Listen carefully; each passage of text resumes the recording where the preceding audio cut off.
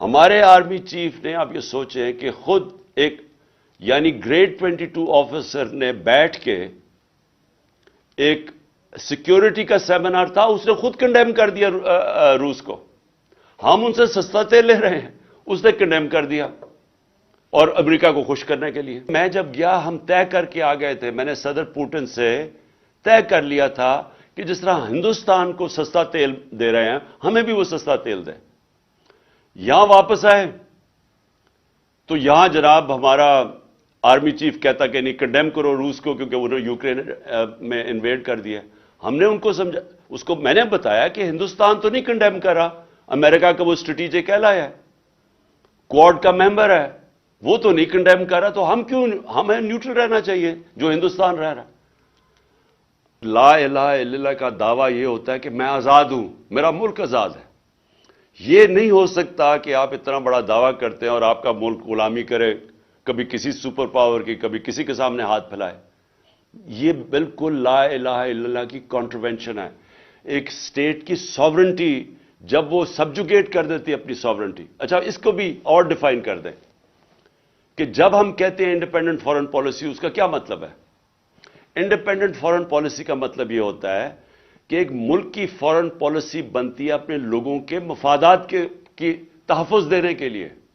ہم اپنے ملک کے فائدے کے لیے فارن پالیسی بناتے ہیں اپنے لوگوں کے، جس کو نیشنل انٹرسٹ کہتے ہیں. اب ہمارے ملک میں یہ تو بنتا بھی ایسے رہا، ہم نے اپنے ملک کو قربان کیا اور لوگوں کی فارن پالیسی کے انٹرسٹ کے لیے. ہم نے وار آن ٹیرر میں حصہ لے لیا اور اپنے 80,000 لوگ مروا دیے تھوڑے سے ڈالرز کے لیے اور صرف امریکہ کو خوش کرنے کے لیے. اس کا نتیجہ کیا ہوا؟ نہ امریکہ خوش ہوا، اپنے لوگوں کی تباہی کر دی، اور چھوٹی سی ایلیٹ جو اوپر بیٹھی ہوئی اس کا فائدہ ہو گیا. باقی عوام میں 80,000 لوگوں یعنی سارا اپنا قبائلی علاقہ اس کو اجاڑ کے رکھ دیا. پختونخوا کے صوبہ کے اندر تباہی آئی، لیکن فائدہ تو صرف تھوڑے سے لوگ جو اوپر بیٹھے ہوئے تھے. تو جب ایک فارن پالیسی آپ کی بنتی ہے کسی اور کے انٹرسٹ کو سرو کرنے کے لیے، آپ آزاد نہیں ہوتے.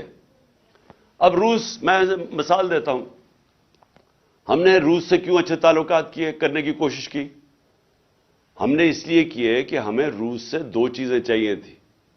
ایک، ہمیں ان سے گندم چاہیے، ان سے ہماری کوشش تھی ان سے سستی گندم لیں، کیونکہ پاکستان کو 20 لاکھ ٹن کمی تھی جب ہمارا دور تھا گندم کی.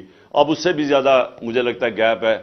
مجھے نہیں لگ رہا کہ ہمارا اس وقت جو بھی سیلاب آیا اس کی وجہ سے، میں نہیں سمجھتا کہ ہماری وہ گندم کی پروڈکشن ہوگی، وہ کم ہو جائے گی. اور پھر ایک دم دنیا میں تیل اوپر چلا گیا، اور جب روس اور یوکرین کی یہ لڑائی ہوئی تو اس سے اور تیل اور اوپر چلا گیا. تو میں جب گیا ہم طے کر کے آ گئے تھے، میں نے صدر پوٹن سے طے کر لیا تھا کہ جس طرح ہندوستان کو سستا تیل دے رہے ہیں ہمیں بھی وہ سستا تیل دیں. یہاں واپس آئے تو یہاں جناب ہمارا آرمی چیف کہتا کہ نہیں کنڈیم کرو روس کو کیونکہ انہوں نے یوکرین میں انویڈ کر دیا. ہم نے ان کو سمجھا، اس کو میں نے بتایا کہ ہندوستان تو نہیں کنڈیم کر رہا، امریکہ کا وہ اسٹریٹجک ایلائی ہے، کوڈ کا ممبر ہے، وہ تو نہیں کنڈیم کر رہا، تو ہمیں نیوٹرل رہنا چاہیے جو ہندوستان رہ رہا.